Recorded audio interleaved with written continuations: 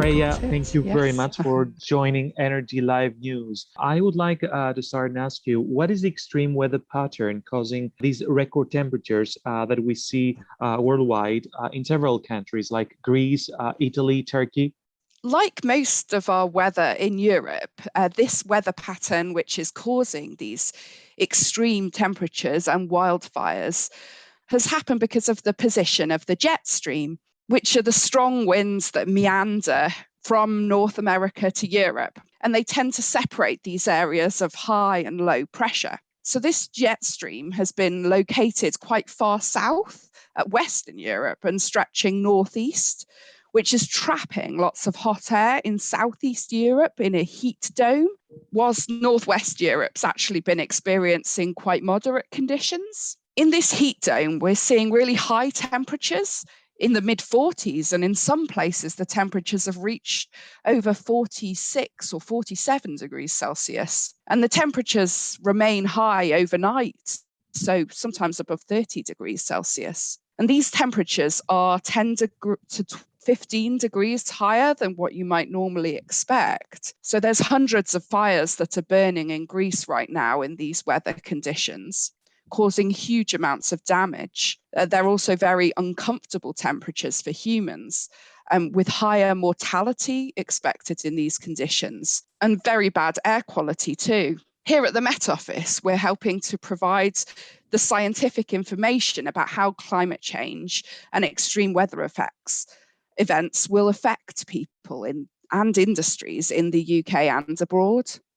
Can we say that these extreme weather patterns are fueled by climate change? And how likely is to see even worse phenomenon in the future, in the near future?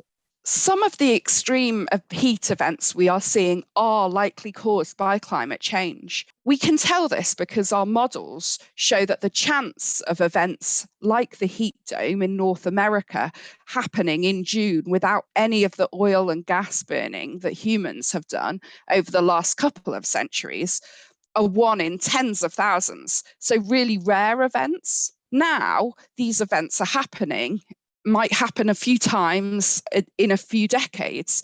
So still quite rare for us to see, but actually the chance of them happening has increased by thousands of times.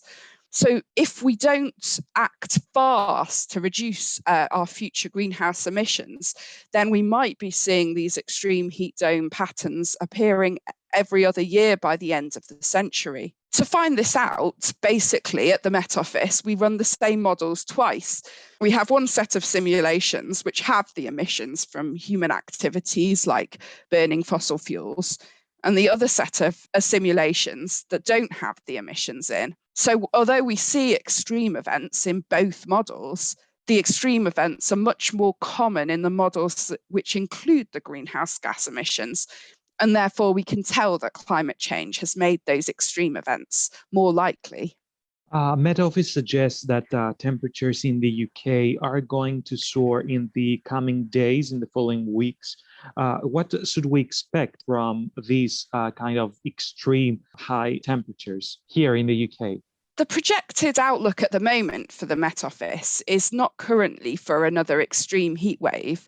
It's actually predicted to stay quite changeable for the next few weeks. We've now got rain in the UK and it's forecast to continue over the weekend. But the long-range forecasts suggest we will see some sunny spells and showers next week and perhaps some above average temperatures later on in the month. But so far, we don't have any indications of another heat wave in our forecasts. Although we are expecting more frequent heat waves in the future, that's a more long-term prediction and it's not something we're expecting to see in the next week or so. Freya, do you believe that the UK is fully prepared for prolonged heat periods, like the heat waves currently in Greece and Italy? Globally, the evidence suggests that we do need to recognise the urgency of climate change. And globally, we need to act fast to minimise the impacts of climate change. In the UK, we have some leading legislation which provides a framework for actually assessing how well prepared the UK is doing for climate change and prolonged heat periods. And recently, the third climate change risk assessment from the Committee for Climate Change showed there's a big gap between the climate risks that the UK is facing and the efforts needed to address those risks. And the risks are growing with time and will cost more to address in future. At the Met Office, our job is to provide the scientific information about how likely future heat waves are to occur, which then helps the government make their decisions around the future adaptation plans.